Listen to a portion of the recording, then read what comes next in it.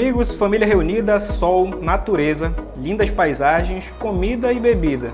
E o melhor, relativamente perto de casa, com preços acessíveis. A receita do sucesso dos flutuantes não é difícil de entender.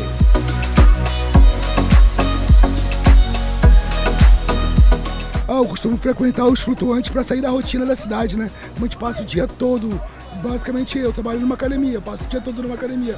Eu venho pro flutuante para relaxar. Se tornou uma opção, né? Bom na hora, flutuante. A gente viu que surgiu vários, né? Se tornou uma opção legal. Por ser próximo, barato, acessível, né? Tem flutuantes muito equipados aí, viu? Tem para todos os gostos, tipo, você tem aí o conforto da cidade grande aqui no Rio hoje, né? Então você tem estruturas bem legais. Domingo quente, estacionamento completamente lotado.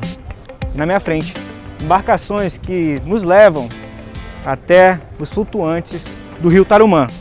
Aqui os barqueiros cobram entre 7 e 12 reais, dependendo da distância desses flutuantes. Não é só um negócio.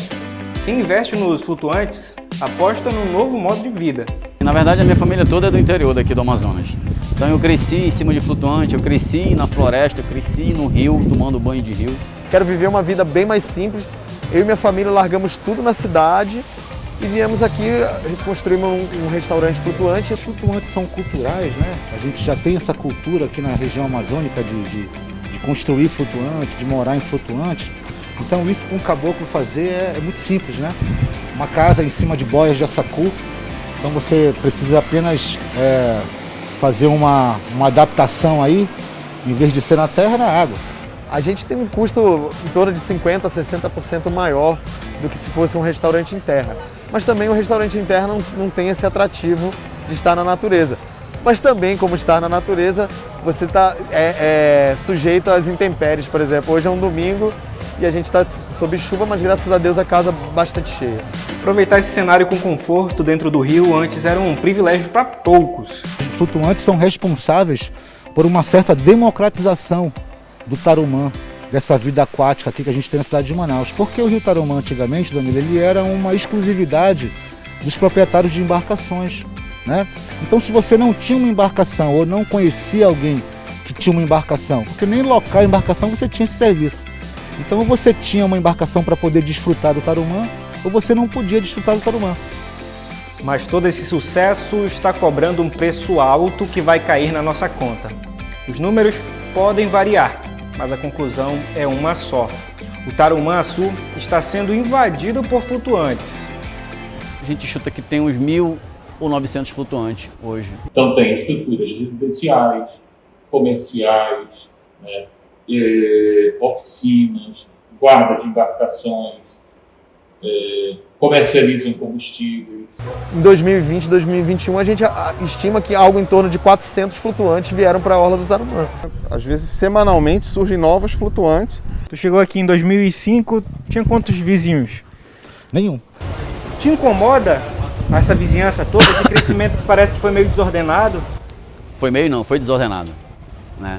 Foi desordenado. Me incomoda sim, porque principalmente na parte da música, né? Para quem buscava tranquilidade e desapego lá atrás. Então assim, eu dormia muito aqui no meu flutuante, eu não durmo mais. É o aumento descontrolado que está mudando a paisagem desse lindo cenário e trazendo um desafio para as autoridades. Como fiscalizar tantos flutuantes? Então existe um processo feito com a Associação dos Flutuantes, de modo a facilitar com que esses proprietários possam se legalizar junto à capitania. O Lúcio é o presidente da Associação dos Flutuantes, a Afluta. Ele diz que existem regras para ter um flutuante. Na Marinha, o flutuante é uma embarcação não destinada à navegação. Então você segue as mesmas normas de uma embarcação para que você tenha ali a regularização da estrutura. Então é importante a regularização na Marinha. A segunda regularização importante de um flutuante é junto ao IPAAM. Essa outorga de captação e liberação de efluentes é muito importante também para que haja aí um controle, né, do que está sendo jogado, do que está sendo captado do rio. O flutuante é como se fosse um barco. Então você pode alugar o seu flutuante para grupos privados, grupos particulares, né, e sem nenhum problema. A legislação inclusive lhe ampara. O problema é oferecer um serviço com segurança, né, onde as estruturas estejam engajadas com a parte ambiental. Oficialmente, são cerca de 500 flutuantes privados e comerciais boiando no Tarumã. A Marinha admite que só uma pequena parte deles está regularizada. Até hoje, temos 140 flutuantes legalizados, entendeu? Mas a gente sabe que tem muito mais flutuantes não legalizados. O Jadson tem um bar flutuante que ele faz questão de manter impecável e dentro de todas as normas. Na verdade, quando você emite, você dá entrada nos seus documentos, você passa por fiscalizações, né? A capitania vem fazer uma visita técnica. E aí nessa visita técnica ele identifica tudo. As boias circulares, os extintores, os coletores, você entende? As cordas, a caixa de dejeto. Acredita que todos os seus vizinhos estão cumprindo esses requisitos mínimos? Os meus vizinhos me conhecem, eles sabem que eu fico em cima deles, eles não estão. E muitos aqui vêm a passeio, tipo, acham uma oportunidade de se capitalizar e eles vêm e abrem. Mas na verdade, quando a fiscalização chega e eles são cobrados, né, e aí eles se deparam com os valores, né, porque você precisa de outorga das águas, de captação, né, de liberação, você precisa de uma licença operacional, você precisa de uma estrutura sanitária completa, você precisa de um documento do flutuante emitido pela capitania. Falta de respeito mesmo, porque se um cidadão tem o dinheiro para ter um flutuante numa área de proteção ambiental, ele tem que ter o dinheiro suficiente para fazer a regularização desse processo. O Diogo é dono de um dos restaurantes mais famosos do Tarumã. Ele lembra que, como estamos dentro do rio, seguir as leis é fundamental para preservar a natureza. O flutuante precisa ter, mais do que cumprir a lei, ele tem que ter essa noção de que está trabalhando num patrimônio público e tem o dever, mais do que respeitar, ele tem o dever sim de cuidar para que a gente possa usufruir de maneira saudável e as próximas gerações também, né? Ele diz que vários órgãos públicos cuidam ou deveriam cuidar do Tarumã. O que falta é unidade entre eles. Você tem a Marinha do Brasil, você tem o IPAAM, que é o órgão de proteção ambiental, você tem a SEMA, que é a Secretaria Municipal de Meio Ambiente, você tem a SPU, que é a Secretaria do Patrimônio da União.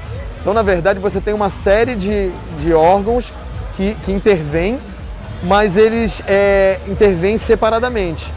Mas agora a gente está vendo, fruto de muito trabalho, dedicação de muitos, a gente está tentando fazer com que os órgãos públicos eles trabalhem coordenadamente. Será que no futuro apenas contaremos a história de um rio que banhava a zona oeste de Manaus e abrigava diversos flutuantes? Ou teremos uma solução para fugir desse cenário de poluição? Como o poder público pode intervir para que o rio seja preservado? O futuro do Tarumã ainda é incerto. Continuamos buscando respostas na próxima reportagem.